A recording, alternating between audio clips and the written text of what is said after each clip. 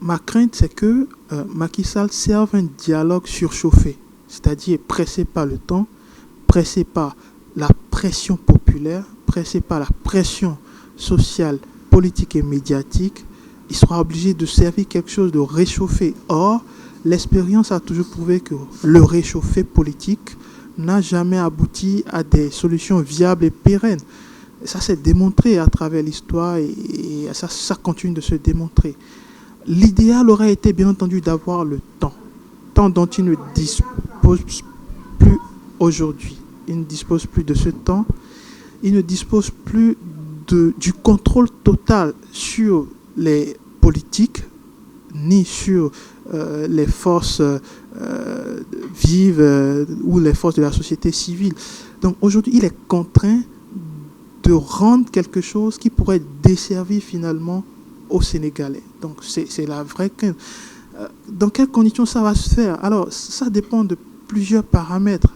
Le premier paramètre, c'est bien entendu la libération d'Ousmane Sonko. Parce que je vois très mal un dialogue faire l'unanimité sans Ousmane Sonko aujourd'hui. C'est le nœud central de la question.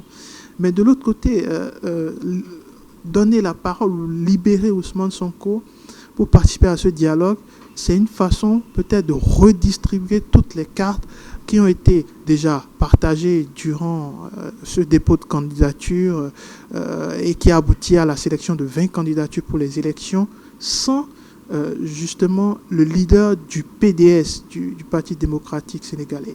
Et M. Wade, bien entendu, pourrait être content si toutes les cartes sont redistribuées. Mais je pense qu'aujourd'hui, il y a une voix populaire qui ne veut pas d'une redistribution complète des cartes. C'est-à-dire, on maintient la configuration actuelle de ces candidats et on va aux élections quand même. Sans donc M. Wade et peut-être sans Ousmane Sonko, mais avec son principal bras droit qui représente autant que lui le PASTEF. Donc, c'est autant de questions qui démontrent ou continuent de démontrer que le dialogue national ne va pas forcément répondre à toutes les questions. Le dialogue national ne va pas donner des réponses à toutes les questions qui se posent aujourd'hui. Et ça demeure un nœud gordien auquel il va falloir rapidement trouver une solution. Et je finis là-dessus en évoquant bien entendu le processus électoral qui devrait suivre ce dialogue national. Alors, on évoque la question du challenge, ou plutôt du Premier ministre d'Ousmane Sonko, du Premier ministre de Macky Sall, Amadou Ba, qui aujourd'hui est dans une posture très difficile pour rameuter, je vais dire, toutes les voix et pour faire l'unicité autour de sa candidature.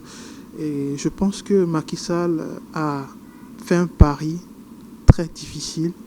Et aujourd'hui, il est peut-être en train de perdre ce pari, le pari de maintenir la continuité au sommet de l'État.